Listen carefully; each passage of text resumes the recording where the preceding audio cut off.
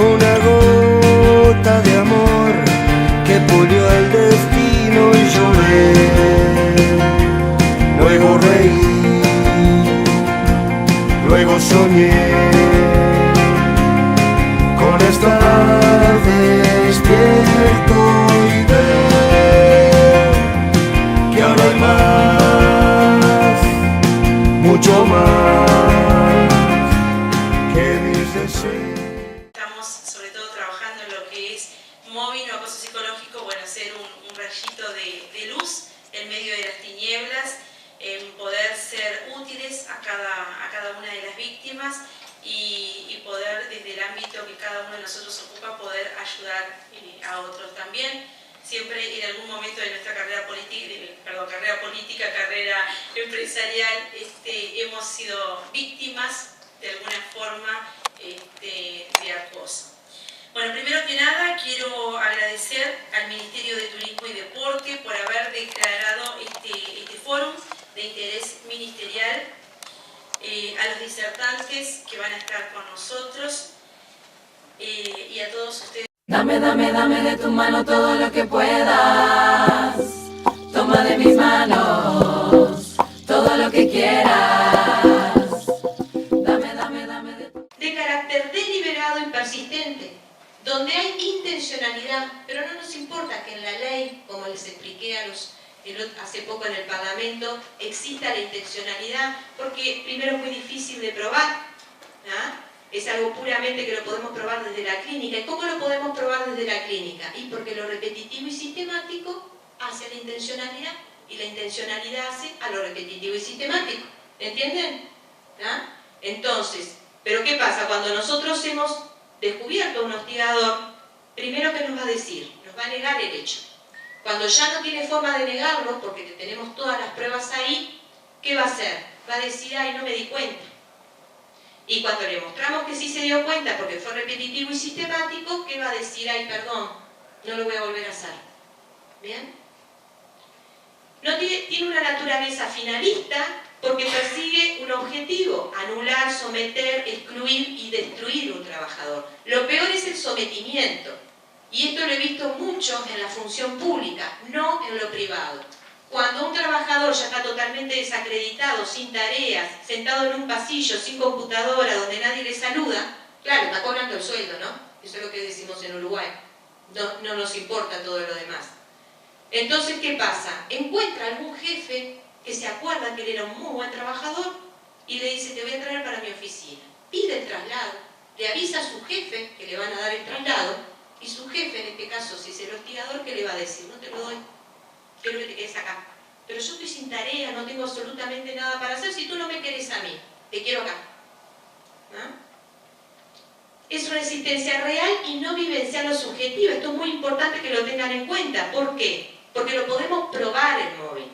Y en la tarde los abogados van a mostrar cómo lo podemos probar. No solamente porque hay un daño que se puede probar, que incluso estamos empezando una investigación para mostrar que la herida que genera en el aparato psíquico genera un cambio en el hipocampo de la persona, en el tamaño del hipocampo, y este cambio se puede llegar a revertir con terapia de MDR, y esa va a ser la prueba material. Pero aparte, hay test, aparte podemos grabar, aparte podemos filmar. Y ahí se ve claramente lo sistemático y lo repetitivo de estas conductas, sobre todo en la fase final, cuando ya hay un vacío y una exclusión a través del proceso del chivo expiatorio. Por lo tanto, decirle a una persona es algo que a ti te parece, tú sientes que te están acosando, ¿tá? Como he visto algunos profesionales que se dedican a esto, que dicen, ay, se siente acosado. No, no se siente acosado, está siendo acosado, que es muy diferente. Es real, no es algo intrapsíquico, es algo real y que todos lo estamos viendo aparte. Y de lo cual muchos de nosotros, sin darnos cuenta, nos sumamos con la justificación de que algo habrá hecho la víctima, por eso nadie la quiere. Requiere continuidad y no es un mero hecho puntual, pero acuérdense que este encadenamiento, si no le damos visibilidad, puede quedar ignorado a nuestros ojos. Tiene que existir una más de las conductas de hostigamiento internacionalmente reconocidas. ¿Por qué una? Por ejemplo, en Italia hay una ley que justamente que dice por lo difícil de probar lo sistemático y lo repetitivo de las pruebas de una violencia modal y verbal, que un solo acto que genere daño a la persona, por ejemplo, no darle tareas, es considerado un delito. O sea, una sola conducta con daño a largo plazo es un delito. Por eso, en realidad acá lo que hablamos es de que lo más importante es a lo largo de un periodo poder mostrar esto. Entonces, yo siempre le aconsejo a mis pacientes, documentá, guardá todo, no borres nada, no borres ningún mail, ningún mensaje, porque nunca sabés si realmente estás asistiendo a un proceso de acoso laboral. Por otro lado, eso me va a permitir a mí, hoy en día, que es la prueba que toman los jueces, demostrar a través de mails, a través de mensajes, a través de cambio de tareas, a través de las sanciones, lo repetitivo y lo sistemático de este proceso. Porque nadie va a decir me hablaron mal, nadie va a contar que la víctima, nadie le habla, se le hace el vacío, porque por lo general todo el mundo termina negando esta realidad. ¿Por qué? Porque asumir esta realidad es asumirse parte de un proceso, y asumirse parte de un proceso es asumirse culpable. Y nadie está dispuesto a sentirse culpable y partícipe de un proceso así. ¿Por qué por lo menos semanal? Yo lo puse para acordarme de que no estoy de acuerdo con esto. Es increíble, esto está en la definición de Lehmann, que habla de por lo menos 6 meses una vez a la semana. ¿Por qué no lo podemos poner ni siquiera en una ley, lo de 6 meses y una vez a la semana? Porque no importa el tiempo. Donde sea repetitivo y sistemático durante un lapso de tiempo, no importa cuál, ya pasa a ser un delito. Va a depender de lo violento que sea el hostigamiento, va a depender de la vulnerabilidad de la persona, para generar un daño más o menos rápido, a largo o corto plazo. Hay gente que persiste durante años acoso laboral y no hay un daño grave. Y hay otras personas que a los 2 o 3 meses de haber sido violentado sufren terriblemente. Entonces, por otro lado, una vez a la semana, ¿cómo hacemos para probar una violencia modal y verbal una vez a la semana? ¿No? Dificilísimo. Pero aparte, la violencia, cuando empieza a sumarse los otros dentro del equipo, es de todos los días. Porque no es el hostigador solamente el que me está hostigando, es el otro que no me saluda, es el otro que habla mal de mí, es el otro que genera intriga, ¿no? O sea, es de todos los días. Pero toda esa gente después va al juzgado y ninguna habla. Es más, van a culpar a la víctima. Ella es loca, es merecedora, lo que pasa es que nadie la quiere, la manzana podrida, la oveja negra. Entonces, esto no lo podemos permitir. Ahora, hubo un caso acá en Uruguay que salí como perito forense. ¿Qué hizo? Teníamos todas las pruebas. Estaba todo comprobado de que era acoso laboral. ¿Qué hizo el juez? ¿Qué dijo? Pero no cumplió el requisito de los 6 meses ni una vez a la semana. Eso muestra la perversión de esta dinámica, a la cual se suman otros actores, en este caso este juez, donde va a buscar en una definición de un autor del año 80 algo que ni siquiera está legislado en nuestro país. ¿Entienden? Se van a agarrar de cualquier cosa para justificar esto. Porque justamente mostrar que esto existe no solamente revela mucha gente metida dentro de estos procesos, sino también el poder que tienen algunos psicópatas, que van entretejiendo influencias como telarañas. Nada de lo que haga la víctima, y esto lo tienen que tener en cuenta sobre todo Departamento de Recursos Humanos y abogados, nada de lo que haga la víctima va a cambiar esto. Todo lo que ella haga se le vuelve en su contra. Por lo tanto, el darle consejos, hacer esto, hacer lo otro, no va a servir de absolutamente nada. Porque una vez que se echó la bola a andar, no para. A menos que la empresa lo frene. Y ahí sí es la responsabilidad de la empresa. ¿Qué es lo devastador? Los hechos repetitivos y sistemáticos. Esto es lo devastador para el aparato psíquico. Entonces hay gente que te dice, a mí nunca me va a pasar, ¿no? Y ese a mí nunca me va a pasar va de la mano de que hay un perfil de víctima. Claro, entonces si hay un perfil de víctima, yo leo las características de la víctima, no las tengo, estoy a salvo. Pues yo le voy a dar la mala noticia de que no hay características de víctima, que cualquiera puede ser víctima, algunos van a aguantar más, otros van a aguantar menos. Por lo tanto, al no haber una característica de víctima, lo tenemos que enfrentar que nuestro mundo y nuestra sociedad es insegura e injusta. No estamos tranquilos, no estamos seguros.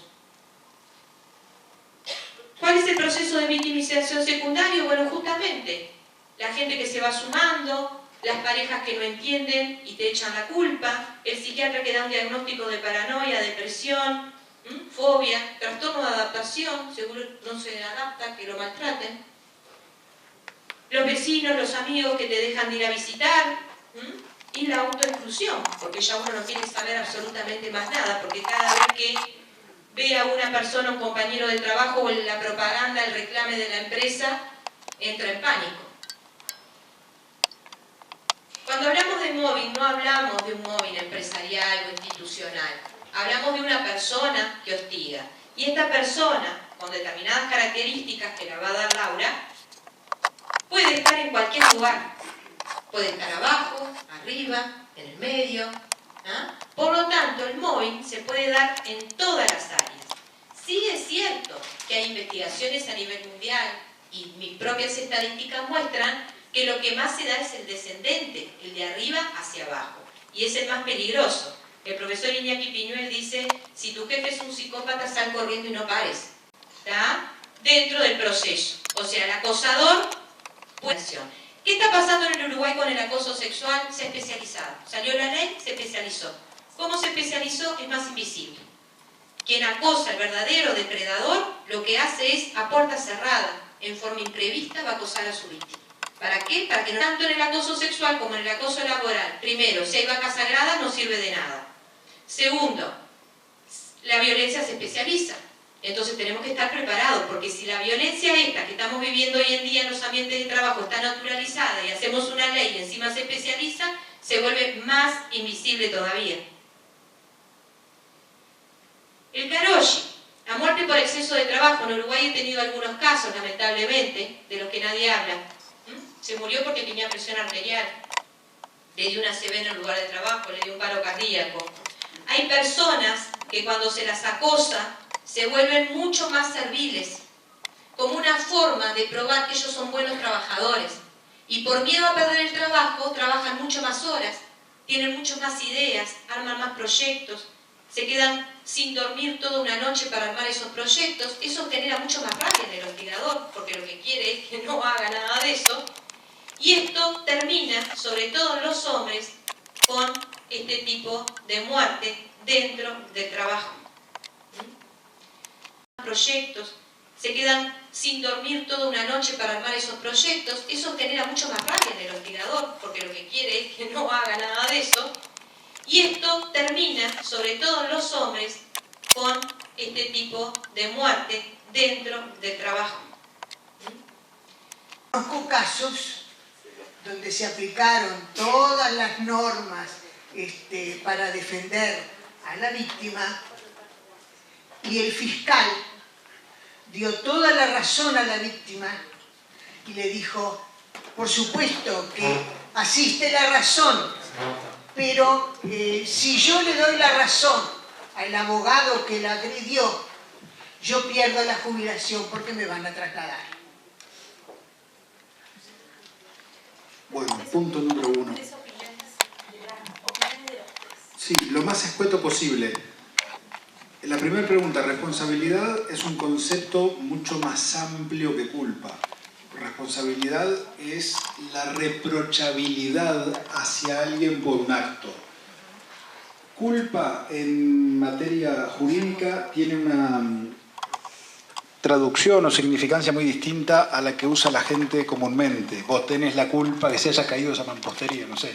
Culpa es la responsabilidad, que es un concepto más amplio, como dije recién, pero por negligencia, impericia o violación de leyes y reglamentos. Lo más escueto posible. Y la segunda pregunta era... Le pongo un ejemplo de esa primera, porque de la segunda no te puedo responder porque es de la vida acá. A ver, conceptualmente, un empleador es responsable... Imaginemos un caso de mobbing donde el empleador no se enteró de lo que estaba ocurriendo. Imaginemos una estructura más o menos compleja donde a la casa matriz, ese ejemplo que yo os ponía de la librería, de la red de librerías, no le llega ninguna denuncia, no sabe qué ocurre. Civilmente es responsable por lo que hacen sus dependientes. Sin embargo, el culpable es el hostigador. No sé si con ese ejemplo puntual... Correcto. O sea, la culpa es del culpable directo, digamos, aunque sea en el sentido común de la palabra culpa, no tanto el jurídico, ¿sí? Pero son dos cosas. Culpa es una cosa y dolo es otra. Dolo es la intención de dañar. Culpa, como te dije recién, es la responsabilidad por negligencia, impericia o violación de leyes y reglamentos. ¿Tu segunda pregunta era?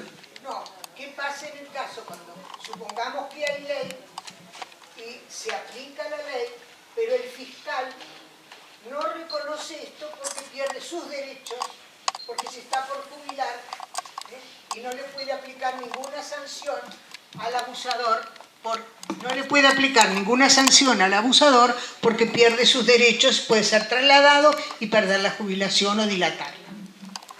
Eso ha pasado. No entendí muy bien por qué el fiscal. Porque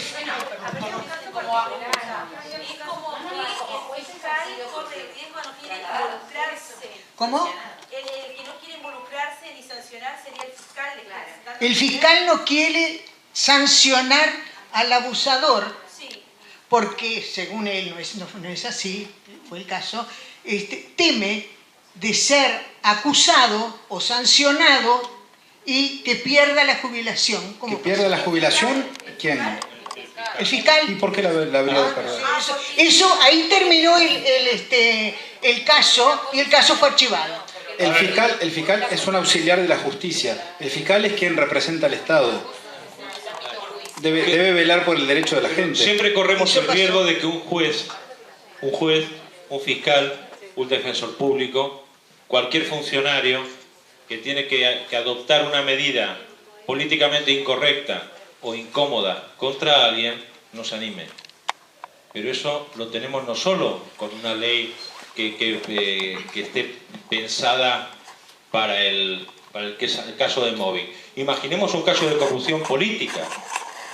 A ver, determinado juez, determinado fiscal no se va a animar a firmar una imputación o una declaración o una sentencia contra fulano que es concuñado segundo del presidente del gobierno, porque le va a generar, lo van a trasladar.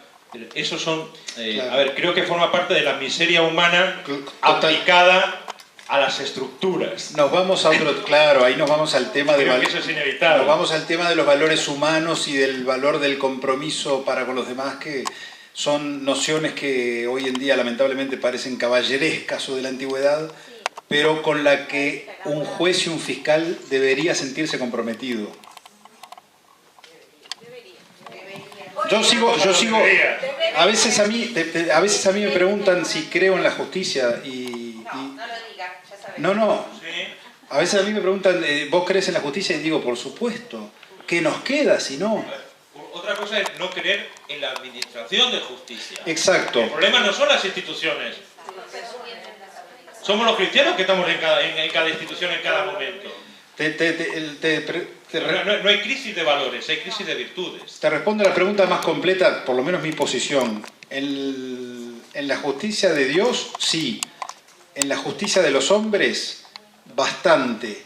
En la justicia de los juzgados letrados de la República Oriental del Uruguay, de vez en cuando. Y en los juzgados de paz de vez en cuando también. Pero globalmente, creo en el poder judicial uruguayo, por supuesto. ¿Qué nos queda si no? Es una opinión muy personal. Claro. Sí.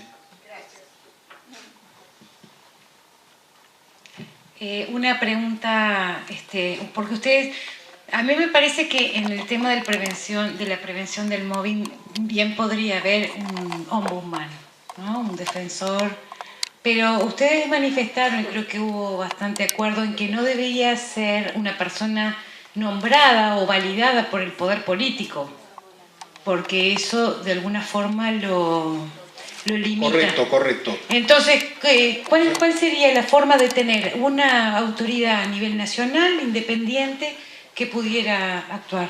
Te contesto yo y le paso el micrófono al colega. No dijimos eso porque se está manejando la posibilidad de crear un órgano que dependa de la Oficina de Planeamiento y Presupuesto. La Oficina de Planeamiento y Presupuesto es un órgano público hiperpolítico, hiper comprometido con el poder de turno.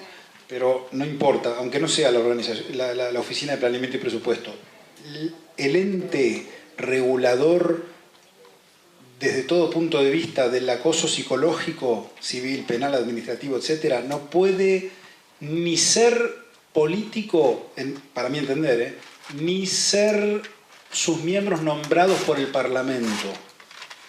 En el caso puntual de la OPP, yo soy capaz de elegir que dependa del órgano Presidencia de la República antes que la OPP. Bueno, eso habría que estudiarlo. Puede ser uno, el otro que se estaba planteando era la oficina civil. La oficina del servicio civil. Porque depende de presidencia también. Tiene que ser presidencia responsable de controlar. El presidente es quien debe velar por cada uno de los habitantes de este país. Entonces es quien debe cuidar los derechos de cada uno. Todos son políticos acá, todos, lamentablemente no tenemos ninguna oficina. Y si tenemos que buscar una solución ya, tiene que ser uno que dependa de presidencia pura y exclusivamente, donde no tome partido, digamos, el Parlamento. Porque ahí jugamos a mayorías parlamentarias, a un montón de cosas, donde va a estar siempre lo político antes que lo jurídico.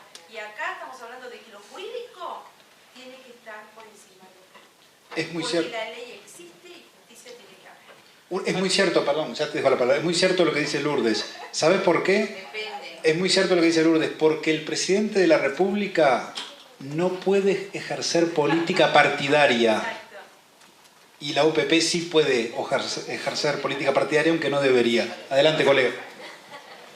Lo que hoy, digamos, propuse como alternativa, sí, una puede ser de la Oficina de Servicio Civil, pero también puede estar dentro de la competencia del propio Ministerio de Trabajo. ¿Por qué? Porque hay controles, hay contralores que se ejercen por parte de...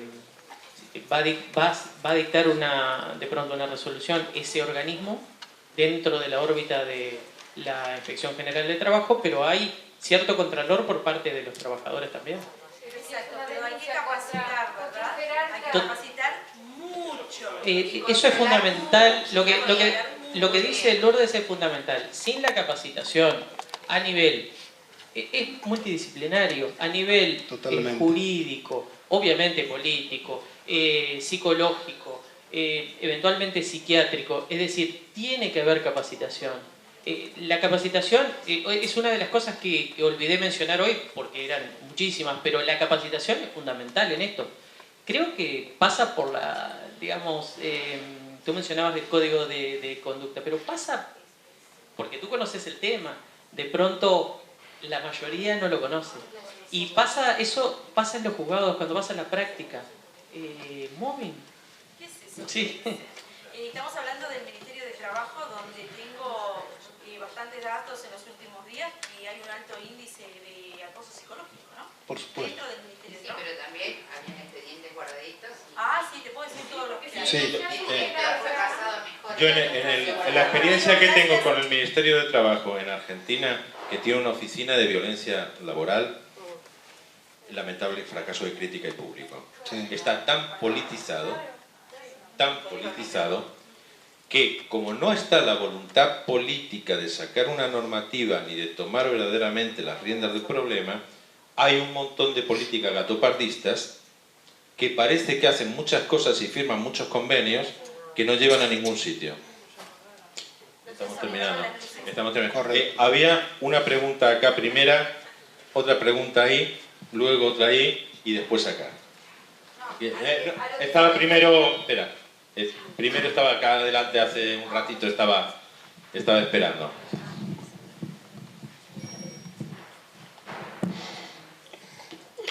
Algunos aspectos de las intervenciones de ustedes. Me parece que hay cambios de paradigmas, los paradigmas de que hablaba Kuhn, el científico, que decía que a medida que un paradigma se va cuestionando por ciertos actores de la sociedad, luego esos cuestionamientos se van tomando como un nuevo paradigma. Creo que estamos ante, por lo menos en Uruguay, hacia iniciando un cambio de paradigmas. A ustedes les llevó 11 años, decías. Aquí en Uruguay, bueno, se está comenzando, pero creo que todo lo que se haga es bueno porque es defender la vida, el derecho a la vida que está consagrado en el artículo 7 de la Constitución, como bien lo decían ustedes, y como todos sabemos, el móvil mata, y el que no conozca eso está desconociendo el derecho a la vida. Por tanto, me parece que en el bloque de derechos supraconstitucionales son de aplicación directa, así como la aplicación de la Constitución, las normas que ustedes mencionaban correctamente. Hay algo que veo que ha sido ilegítimo, el tema del decreto 220 del año 2011, que establece que el acoso no es una enfermedad. Eso fue una decisión política, obviamente, pero que no condice con la sustancia del asunto, por los intereses que están en juego, obviamente, las multinacionales de los medicamentos y otros actores de la sociedad. Por lo tanto, me parece que ese decreto debe tacharse de ilegítimo y, por tanto, nosotros tenemos la misma tesis que asumió el juez Marshall en 1782 en la Corte Suprema de los Estados Unidos, que, enfrentado a un decreto ilegítimo, optó por aplicar directamente la norma constitucional. Por lo tanto, ante el derecho a la vida y una regulación del Poder Ejecutivo que debió ser legal, porque el derecho a la vida es reserva legal, no se puede reglamentar por un decreto. Este decreto tiene que ser desaplicado directamente por el operador, porque en nuestro país no hay un sistema concertado de desaplicación de los reglamentos ilegítimos. Por lo tanto, hay que hacerlo directamente. Lo que dice el escribano Balbín es absolutamente, desde mi punto de vista, compartible. Es más, si no me hubiera entreverado con los ayudamemorias, hubiese dicho los paradigmas de Kuhn y todo eso. Pero es así, es decir, están habiendo un cambio de paradigmas. El hecho de que se hable de prevención en lugar de reparación es eso. El hecho de que el decreto pueda ser desaplicado directamente en función de lo que dice la norma constitucional de la higiene física y mental es totalmente, a mi manera de ver y desde el punto de vista jurídico, obviamente, es pasible de ser dejado de lado el decreto y aplicar directamente la norma constitucional. Correcto. También es cierto lo que dice el escribano, que no hay en Uruguay un sistema de inconstitucionalidad de los decretos, que debería haber. No sé si se debería encargar de eso a la Suprema Corte de Justicia como lo hace con las leyes.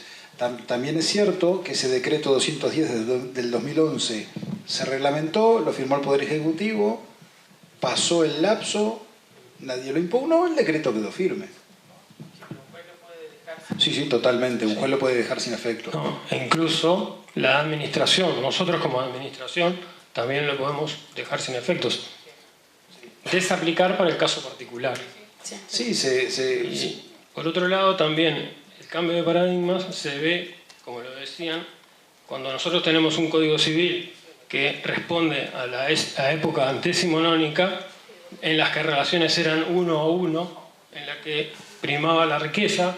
Hoy los paradigmas van cambiando, la comunidad tiene otras necesidades, otras realidades, y se crean microsistemas como la ley de relaciones de consumo, la ley de usura, todos estos microsistemas que tienen algunos orden público, otros no, pero que tienen una impronta particular y que tienen que tener una regulación y un tratamiento muy particular. Y sobre todo en este tema tan caro de los derechos humanos, que en Argentina, por otro lado, está uno de los popes del EMDR, que fue declarado profesor emérito de la Universidad de Buenos Aires y de Rosario, y que, por otro lado, ha dictado cursos acá en Uruguay. Y ahí también va dándose un cambio de paradigma, no jurídico, pero sí en otros ámbitos, porque el equilibrio del cosmos tiene que estar siempre de esa forma. Como decías tú muy bien, somos todos animales, pero tenemos que respetar las leyes de la naturaleza. Correcto. Había un asistente ahí atrás, sí, sí, que estaba antes. No, la pregunta es la siguiente. Estaba ahí antes. Saber si a nivel del Ministerio de Trabajo, cuando se plantean, digamos, la actuación del Ministerio de Trabajo como tal, a través de la Inspección General, yo lo que quería saber si existen tiempos para la definición, porque yo no lo tengo claro si a veces se trancan las cosas políticamente. Soy funcionario público y a veces creo que también la burocracia lleva a que los trámites se nos tranquen, porque para que tengan, digamos, una información, y ya la traslado, en el sector donde yo trabajo, que es en el Ministerio de Transporte, en una de las secciones del Ministerio de Transporte, tenemos dos recursos que hoy ya son expedientes presentados, como dije recién, en la Inspección General de Trabajo, sobre acoso laboral, sobre una jefa. Y no voy a hablar sobre todos los temas que ya se dieron y que me dieron para enriquecerme muchísimo, mucho más de lo que fue en ese momento iniciar este tema a trabajar. Para que tengan una idea, 6 mujeres ya no trabajan más en la sesión, lamentablemente 2 en estos momentos hace más de 2 años están con licencia psiquiátrica, para que tengan una idea, y 4 pidieron traslado. El resto, y es parte de todo lo que se dijo acá, el resto, ante una situación de punto álgido de acoso, y donde ahí se inicia el primer recurso, digo, empezaron a aparecer del resto de los funcionarios, y hoy la totalidad de la sección elaboró un nuevo recurso porque también tenían antecedentes sobre la actitud y el comportamiento de esta jefa de sección, en la cual nunca habían dicho nada, pero cuando se presentó, digamos, una situación puntual y el sindicato como tal resolvió, digamos, transitar por este mecanismo y presentar ese recurso, que hoy, como dije, es un expediente, tenemos dos recursos y 2 expedientes a nivel, digamos, de denuncia. Pero lo puntual que quería, digamos, remarcar es, nosotros lo presentamos en la Inspección General, estaba Roballo en su momento, salió hacia el Ministerio. El Ministerio, la parte jurídica de nuestro Ministerio, hizo, digamos, una manganeta tal en la cual se entreveraron los expedientes y hoy estamos entre el Ministerio de Transporte y el Ministerio de Trabajo para ver cómo se sigue esa evolución, digamos, de la definición de la misma.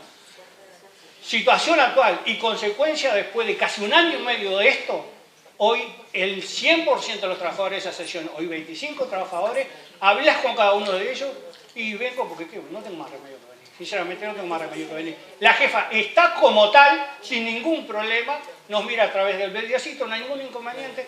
Y digo, yo lo transmito, tengo una comisión de salud y estoy en todos los lugares que puedo ir a aprender cosas sobre este tema y que tiene que ver con el ámbito laboral. Digo, y les decía a los demás, digo, tú sabes que a mí sinceramente me da pena sentir que los trabajadores digan, no tengo más remedio que venir a laborar. Sí. No tengo más remedio que venir a bancarme esto, referente a un jefe. Y planteado esto, informado a la administración, informado a los jerarcas superiores, desde el ministro en su primer momento que asumió, hasta hoy los directores nacionales, el director nacional nuestro, no se ha hecho nada, no se puede hacer nada. Esa fue la respuesta. Pero era la pregunta sobre mecanismo Ministerio de Trabajo. El otro me dio bien para no, está bien. Que me había pasado. Está bien porque viene al caso. El tema de los plazos de la Inspección General de Trabajo han mejorado sustancialmente, es lo que yo he apreciado en la práctica. No hay plazos establecidos. Entonces, hay expedientes que sí se trancan, las razones no las sabemos, es decir, no las sé yo como abogado de las víctimas que vienen a hacer ese tipo de denuncia. Y hoy por hoy hay resoluciones que son, si la persona hostigada se presenta por sí sola y sin asesoramiento letrado, y ha pasado, yo tengo algún caso en trámite, lo que ocurre es que incluso invocando citas psicológicas, entrecomillado y todo, un abogado se pronuncia sobre la existencia o no de mobbing, lo cual es bastante peligroso. En ese caso, demoró 2 meses, pero hay casos que duran un año, más de un año y medio, como tú decías. Es decir, vienen mejorando los procedimientos porque se están empapando más en la cuestión. Ahora, hay citas, como yo les decía hoy, es un tema multidisciplinario y hay citas médicas por parte de abogados, no corresponde.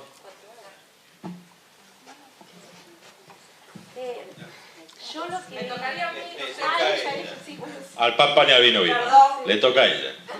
Estoy levantando la mano desde hoy. No, lo que quería decir como funcionaria pública es que me siento, sufro acoso laboral hace casi 3 años.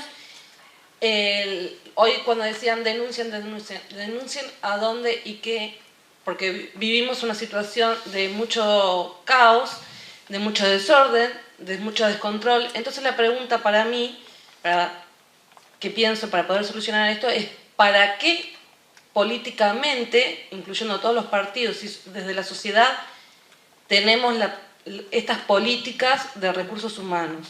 Porque nos están destrozando a todos. Porque por más que, y yo no quiero una recompensa, yo no voy a hacer juicio y hable contigo, yo lo único que voy a presentar un escrito por una calificación nefasta que me pusieron. Pero a mí nadie con 3 pesos me va a devolver las lágrimas que yo derramé, ni mi hija viéndome con 7 años llorando, porque yo vengo del trabajo llorando y voy llorando. Y eso que me da rabia tener que irme yo, cuando yo gané por un concurso legal, ¿dónde estoy? Entonces, denunciar a dónde y para qué. Me parece que en este momento es poner la cabeza en la guillotina.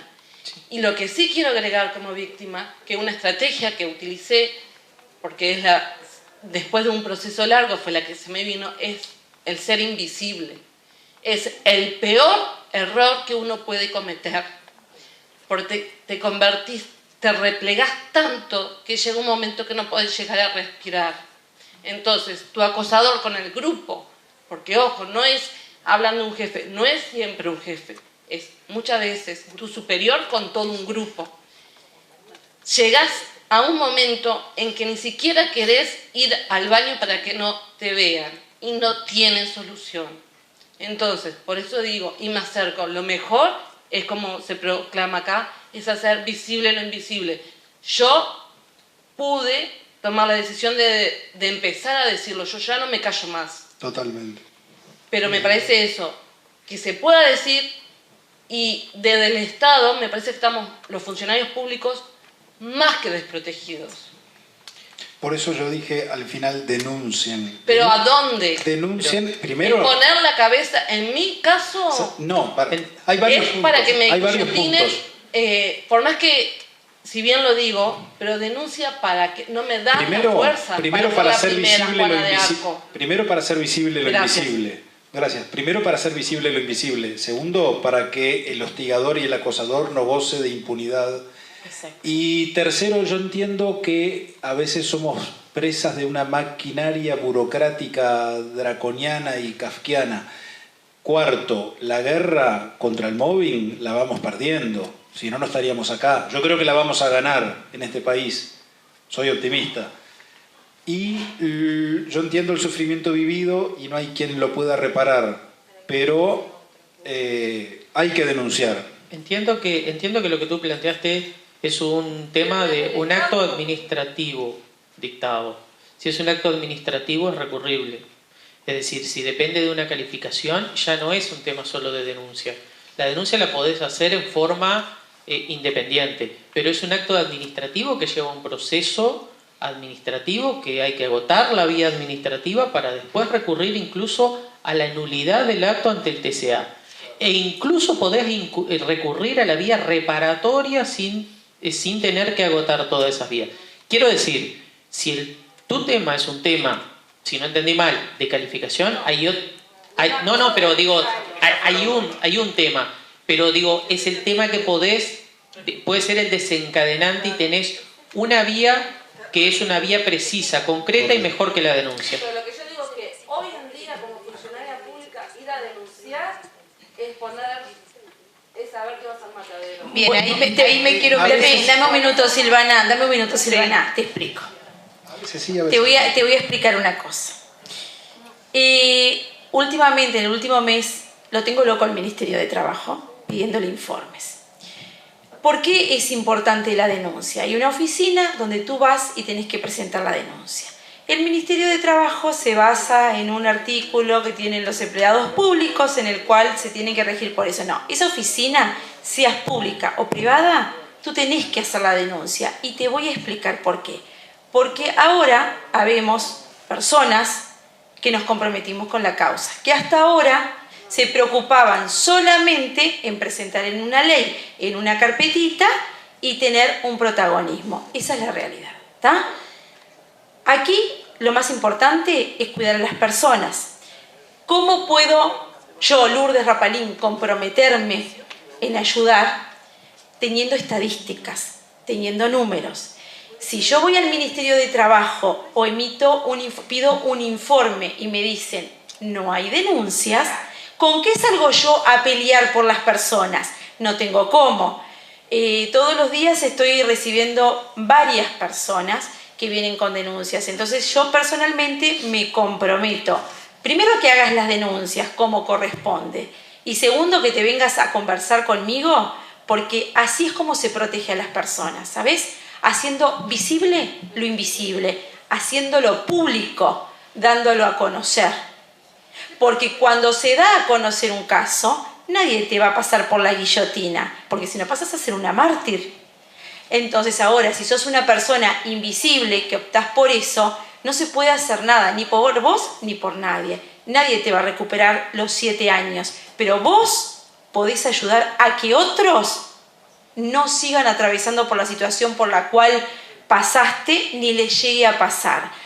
Se pueden pedir a nivel político muchas cosas, informes, inspecciones, pero si no tenemos las herramientas, si la gente no colabora, no podemos hacer nada. Por eso es importante ir a esa oficina del Ministerio de Trabajo, denunciar. Haces una copia, recurrís por supuesto a los profesionales que corresponde y me la entregás. Y en base a eso empezamos a pedir informes. Por ejemplo, el Ministerio de Trabajo, ¿qué número de expediente tiene? Bien, bárbaro. La semana que viene puedo pedir un informe. Me van a demorar de 30 a 45 días que tienen para dar. Pero ¿en qué están los expedientes? Porque lo más probable es que vayan los profesionales y que les digan, tenemos tiempo. Bien, pero cuando uno empieza a mover desde el 24 de junio pasado, que empezamos a generar las mesas de diálogo, ¿se empezaron a mover o no, Silvana? Muchos expedientes que estaban guardados. Porque hasta ahora nadie tocaba el tema, estaba guardadito. Ahora cuando en la prensa nos colabora con nosotros, empiezan a hacer público, van a decir, no, esto sí que van serios. Y más, en mi caso, no vivo de la actividad pública ni de la actividad política. ¿Qué quiere decir? No dependo de un sueldo para callarme la boca. La boca no me la va a tapar nadie en cuanto a este caso. En cuanto a esto puntual. Digo, porque yo vivo de mi trabajo, de mi actividad privada y de lo cual yo necesito que cada uno de los funcionarios que están en este país estén felices para que mi hijo tenga un mejor país. Entonces, esto es muy importante y denunciar hay que denunciar porque si no, no tenemos estadísticas y ahí es donde estas personas que tienen cargos políticos a nivel público se pueden abusar de estas situaciones porque si no hay registro, no, pero son cosas tuyas porque acá nadie le denunció. Claro, por eso yo vengo, comprometí a mi sindicato, yo dije, voy a representación, les dije, los obligué, mentira, me lo pago, la entrada me la pagué yo, nadie me paga nada, pero comprometí a mi sindicato diciendo que vengo en nombre de ellos, vengo acá, lo hago visible y por eso digo, denunciar ¿a dónde? Bueno, ahí yo quiero intervenir. Yo creo que tenemos que tomar conciencia de la realidad. Yo hablo desde las víctimas, ¿tá? Yo aprendí con las víctimas y todo lo que sé lo sé por ellas. Y sé que hoy en el Uruguay no es momento para ellas para denunciar, es la realidad, nos guste o no nos guste. Eso va a quedar a criterio de cada uno si quiere denunciar o no quiere denunciar. Creo que tenemos que seguir avanzando en darle visibilidad, porque la prevención no está en la denuncia. Cuando alguien denuncia es porque ya todos hemos fracasado. La prevención está... Esto tiene 3 patas, la víctima, el victimario y los cómplices. ¿verdad? Con los victimarios no podemos hacer nada, van a seguir estando. En la sociedad ya pasamos de un 3% a un 6% de hostigadores, de personalidades psicopáticas. Con la víctima podemos hacer tratamiento, pero si este victimario existe, van a seguir habiendo víctimas. ¿Dónde tenemos que trabajar? En los cómplices. Si no hay cómplices, no hay proceso. No hay proceso de victimización. No se forma el chivo expiatorio. Entonces, ¿qué pasa? ¿Con quién tiene que ser la mimetización? Con la víctima. ¿Con quién se tiene que solidarizar la gente? Con la víctima. ¿Cómo logra eso? No mimetizándose con el hostigador. ¿Cómo se logra eso? Dándole visibilidad. Uno tiene que darse cuenta que muchas veces formó parte de ganes de acoso y acosó a una persona sin darse cuenta. Por eso el tema es tan clandestino. Por eso el perverso logra el pacto de silencio. No solamente por el miedo, sino porque nadie está dispuesto a asumir la culpa de que en algún momento acosó y formó parte de un gan de acoso. Sí es cierto que habría que denunciar para, como dice Lourdes, tener estadísticas, pero yo sé desde las víctimas que no hay amparo, que todo se vuelve más difícil, más complicado, se estigmatiza más, es costoso, son pocos los abogados que toman los casos, por algo decíamos que solo 1000, y por otro lado el Ministerio de Trabajo, y lo puedo comprobar, no está tomando la denuncia de los públicos. Bueno, Hay una mayor indefensión de los públicos también, y ahí es donde se tiene que trabajar más. No dudes en denunciar.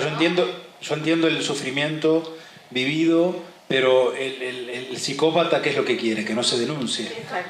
Y lo que dijo Silvana es importantísimo. Como víctima y no poner más la cabeza en este momento para que te... Pero no, denunciar no es poner la cabeza. A ver, yo te entiendo. A ver, en el ámbito público creo que está faltando una pata. En el ámbito público, la función esencial con el compromiso tiene que venir de los sindicatos de empleados públicos. Es el sindicato, te digo lo que hacemos nosotros y te digo los que tengo enfrente. Es decir, lo que nosotros denunciamos son los jueces, los fiscales, muchas veces las denuncias directamente cuando viene la gente juntamos, porque no hay un solo denunciante por lo general. Intentamos juntar, yo digo que fabrico paquetes bomba. A mí me tienen que dar la munición y que me den toda la munición. Donde no entra un bulón, entra un alfiler, y donde no entrará una tuerca. Entonces el que denuncia es el sindicato y a las víctimas las pone como testigos. No es lo mismo procesalmente que la denuncia la formalice un sindicato y pida que vayan a dar testimonio 25 personas, a que alguno de esos 25 personas figure como denunciante directo con nombre y apellido. La exposición es distinta, yo te entiendo porque la veo todos los días. Y lo último que uno quiere... A ver, hay sindicatos de todos los colores, hay sindicalistas de todos los colores, hay gente que se juega y gente que no. El que no se juega está de más. Un sindicato tiene que estar para defender los intereses de sus trabajadores, y entre ellos suponen las condiciones dignas y equitativas de trabajo. Entonces, me parece que hay que presionar a esos representantes de los trabajadores públicos para que hagan su trabajo. Y entre ese trabajo está enfrentar, pero para eso también tienes que formar e informar. Tal cual. No te sirve de nada acudir a sindicatos donde te miran y cuando escuchan hablar de acoso laboral, que te acosan sexualmente. No, imbécil. Estoy sufriendo hostigamiento psicológico.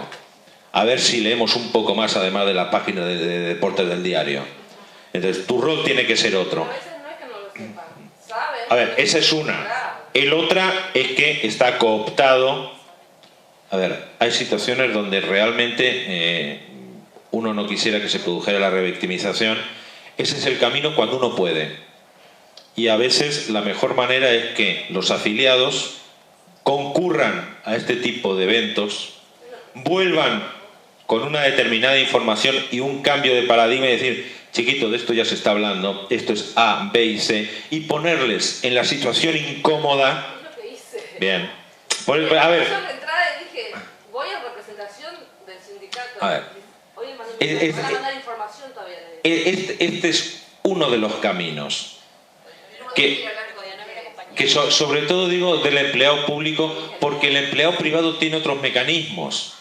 Eventualmente el de salir corriendo, pegar el portazo y considerarse despedido. Tiene otros caminos para, ¿sí? Más allá de que hay también muchos sindicatos privados, digamos, de la actividad privada, que están cooptados. Y a veces la respuesta que dan es completamente al revés. Sí, no, nosotros nos ocupamos, no te preocupes. Y cuando se quieren ocupar han pasado todos los plazos, no pueden presentar los recursos. Es correcto, cierto, correcto. es Lo que cierto hiciste también. hoy es un gran paso adelante. Lo que hiciste hoy es un gran paso adelante. Y denunciar no es poner la cabeza. Por otra parte, hoy los sindicatos tienen un gran debe.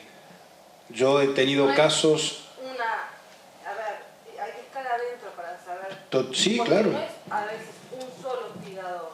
Cuando la red está tan tejida, donde Claro. los cargos son todos puestos políticamente y del partido que sea, Sí. porque es todo el mundo al revés de María Elena Walsh, donde tú, el sindicato te dice, con la mejor, porque yo me llevo de maravillas, pero me dice, ¿y qué querés que haga?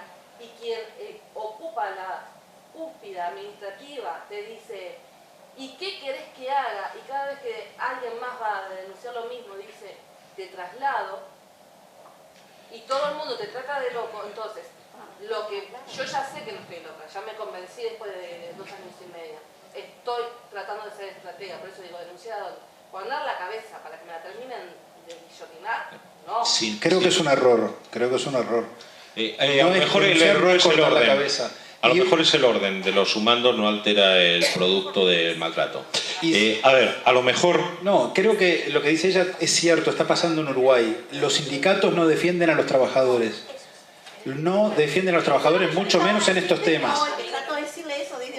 Bueno, Mucho menos en estos temas. ¿Sabés por qué? Porque los dirigentes sindicales... Lamentablemente hoy los dirigentes sindicales, no todos, Carlos, a excepciones, ver qué va a hablar, por favor. no tienen conciencia sindical.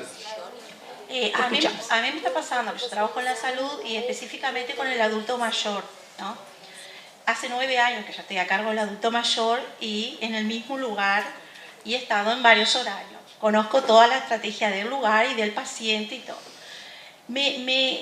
Se lo voy a decir así, pero con todas las letras. Me ha recontrasobrado el ovario para ir y sentarme delante de la directora y decirle ¿por qué en la emergencia del mañana es oro? ¿Por qué en el intermedio es un baño de oro? ¿Y por qué en la noche es bronce? Porque si yo ahora, hace 3 años que estoy en la noche y un abuelo me pide un analgésico, yo voy y se lo busco y se lo doy. No entiendo eso. ¿Por qué en la puerta de emergencia cambia el turno y cambia, y si es un adulto mayor, no lo atiendo con el mismo ímpetu y lo mismo que a un niño o una edad media? Si plantas rosas, crecen sandías. Si esperas coches, pasan tranvías. Así es mi tierra, que se resfría y está engripada de hace 1000 días. Cuando sanará y caminará, cuando cambiará y podrá cantar. Yo sé que tú me dirás, ves, mira cómo crecen rosas, y entonces yo te diré, sí, ya lo veo, sigue hermosa mi tierra.